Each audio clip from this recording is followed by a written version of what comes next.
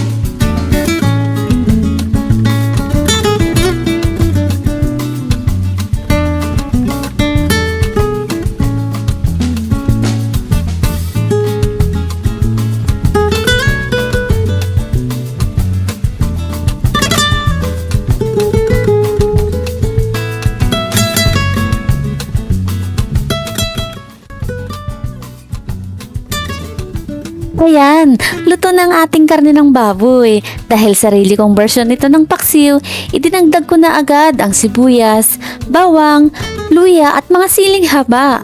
Hindi ko na ito ginisa dahil gusto kong unti-unting kumakawala ang natural na lasa at aroma ng bawat sangkap habang kumukulo ang ating ulam. Kapag naidagdag na ang ating mga sangkap, isunod na natin ang isda.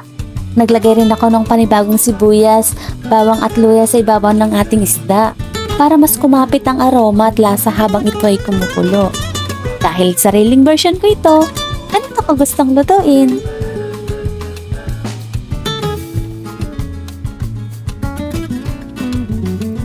Idagdag na rin natin ang natitirang siling haba, sibuyas, bawang at luya.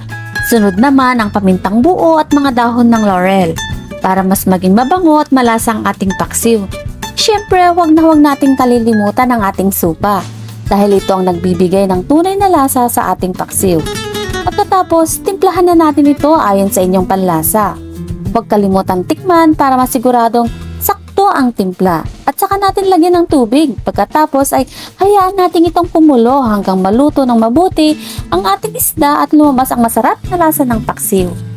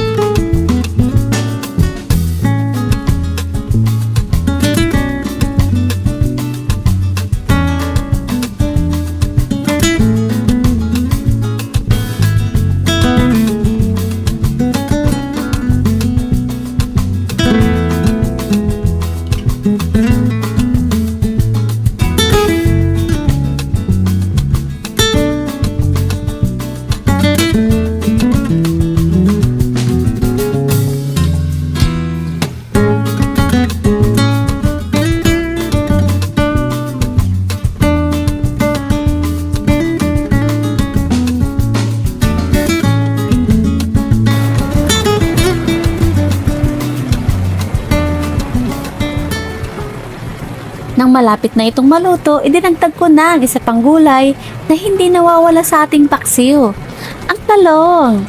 Takpan lang natin ulit ito at hayaang kumulo pa hanggang sa lumambot at maluto ng mabuti ang ating talong.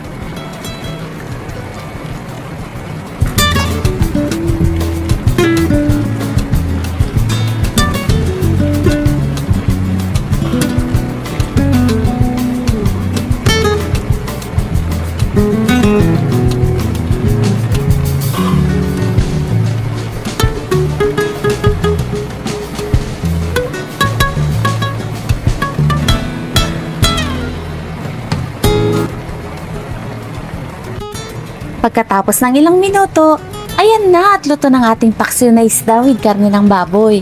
Kumuha na kayo ng kanin at sabayan niyo na akong kumain. Tara, tikman na natin ang ating niluto. Enjoy eating!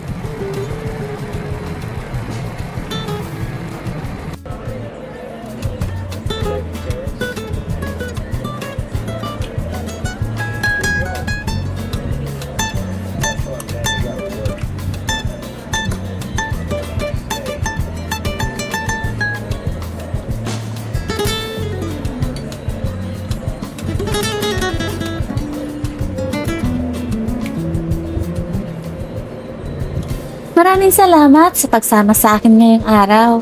Sana nagustuhan ninyo ang ating own version recipe. Hanggang sa susunod nating lulutuin. Ingat kayong lahat at paalam!